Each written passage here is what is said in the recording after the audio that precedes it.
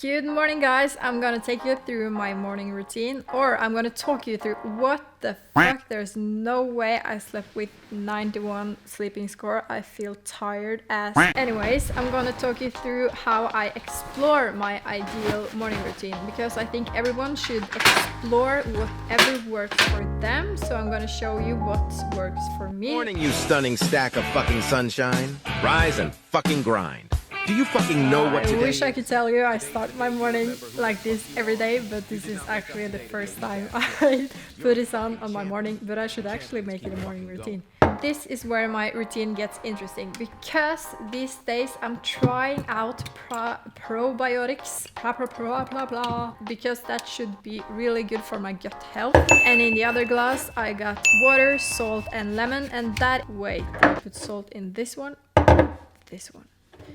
Okay, I hope it's this one. Okay, so what I'm doing here is obviously not ideal for me in a morning routine, because I got 2 different glasses of water and I put them here the day before because I want the water to be room temperature, because I've heard that's the best for the gut. And with my lemon water and salt, that's because I want salt in my body so it can easily absorb the water, since I'm not getting too much salt throughout my other meals in my day. And through the lemon I get some vitamin C and some minerals. What I do know that I want to have as a habit is starting my day with water, and this salt, lemon and probiotics is just stuff that I'm testing out to see if I like it and want to keep it as a habit. Vitamin D is something that I take in every month that has R in it, and that's recommended for Norwegians, I guess, that lives in Norway. Now let's see if I got probiotics in the right glass without the salt. Yes. And you might wonder, how does this girl keep track on everything? Well, she does actually track everything. I do have like notes in Excel on my MacBook, and I do write down every day how my skin is, how my body feels like, what supplements I've been trying to take, and of course I try to only change one supplement by time. And by supplements I mean, for example, probiotics and skincare and how I eat, keep track of what I'm doing to my body and how it responds. I guess I am studying myself. You stunning stack of fucking sunshine. Rise and fucking grind. I prefer a flexible life, so therefore I prefer a flexible morning, and I would like to do some movement in the morning. Some days I'll start with a walk. Today I'm doing mobility instead while I watch my Christmas Norwegian show Julesvingen, and I'm doing some easy stretches here just to move my body, and some trigger point routine. Cozy Christmas morning vibes, as well as I stretch my body a bit, and that feels good. Kickstart my body for the day. Guys, I can't have a morning routine vlog without discussing your morning mindset. So I'm trying to do some morning mindset journaling here, but to be honest, I don't know if I'm a morning writer yet. I do journaling every night, but in the morning I'm not feeling it every day. Like, I feel like I get even more miserable when I try to push myself and into thinking positive thoughts. So sometimes I just give myself some time to wake up and maybe try other things to get myself in a good mood before I write something down, because or else I just gotta end up sitting writing things I don't really believe in. And that is what happened to me today. So I started my breakfast instead, and chia seeds for fiber and your digestion, and protein powder, because of course you could like use chicken or another protein source, but I do prefer this sweet vanilla taste in my morning shake. And I'm doing MCT oil, which is coconut fat that goes directly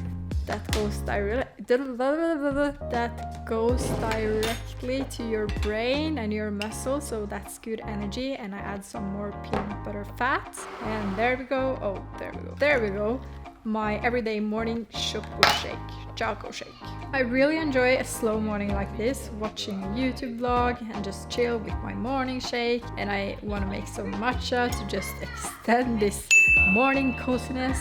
And maybe you can hear that I got the vlog in the background, and that's because I feel more social. Because honestly, I've been feeling a bit lonely lately, so I guess watching vloggers makes me feel less lonely. Am I crying? I am actually crying because Sarah bought her boyfriend Kurt his dream boat for Christmas, and yes, I might be easily touched. Anyways, I'm aware of my situation and I miss hanging around with people, so yes, it reminds me that life can be so much more than what I'm feeling on this specific grey day, because I have to admit that I'm not feeling too good today actually. Oh, this must be my favorite part of the morning. It's so satisfying. I'm trying collagen as a part of my supplements that I'm testing and noting to see if it works. Should be good for your skin and hair and nails, but what I do know is that I find this taste so delicious that I'm drinking it anyways. Now back to my loneliness. I am aware of my situation and it's not the ideal one for me because I do not live in the same town as my friends. I'm on it, I want to move, set myself up for success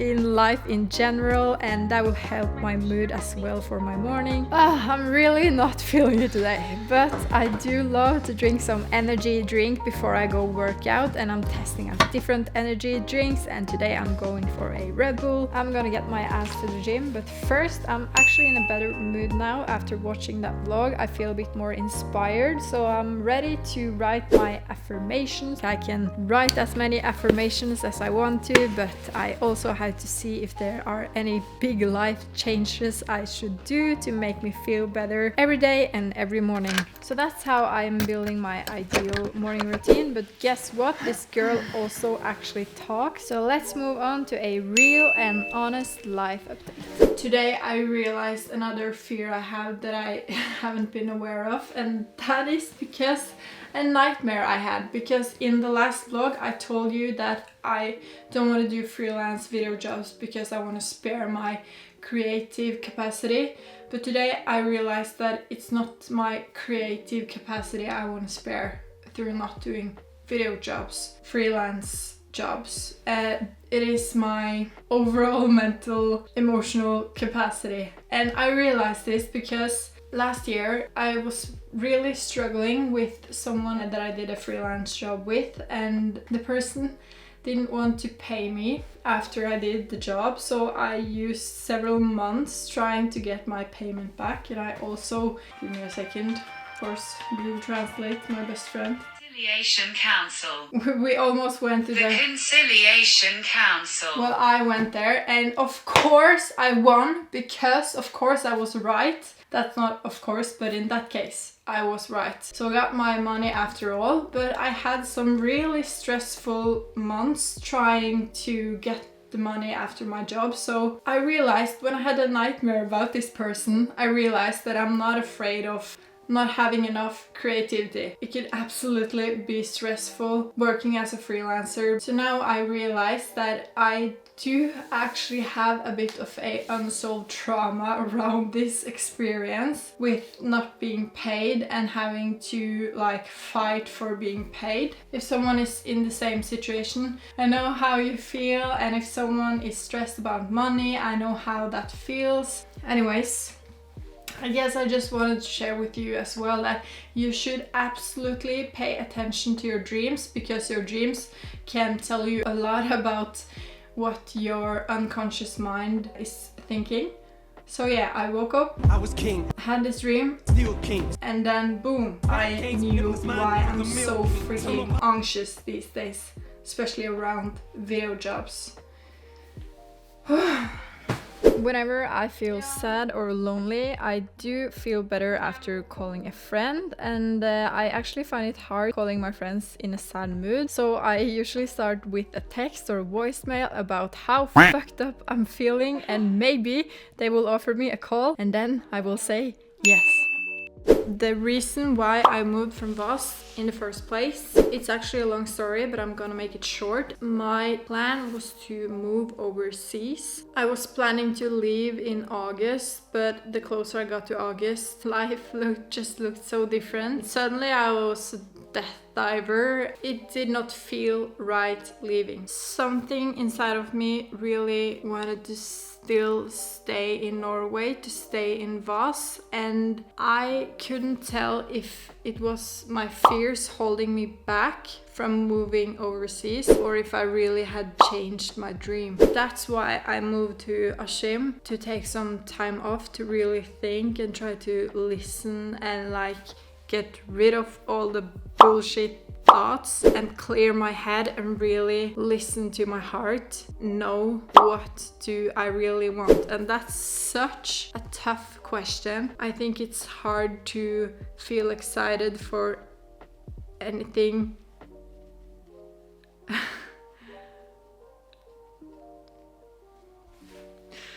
I don't feel the excitement right now because the past days all I've felt is all my fears around it, and when I'm focusing on my fears and the loneliness, then it's hard to know what I really want, because that's not my heart speaking, that's my fears speaking, and I don't want to let my fears stop me from doing what I really get laid up by. So I would rather ask myself on a good day, when I don't feel so scared, what I want, because when I feel scared and I ask myself what I want, my answer would be I don't know. I really believe that if I want to expand my life, I have to face fears. There's a wall of fears that I have to walk through. And yes, I'm walking through fear right now on my way to create a life that I believe in. Whoa, that was deep. Good morning, you stunning stack of fucking sunshine. Rise and fucking grind. You just can't beat a motherfucker and back down. Keep spreading the fuckery. Today I actually felt that one. It's the next day and I'm gonna smash out a gym session. But first I just want to sum up my hot mess from the weekend. I'll tell you what I want without my fear talking. And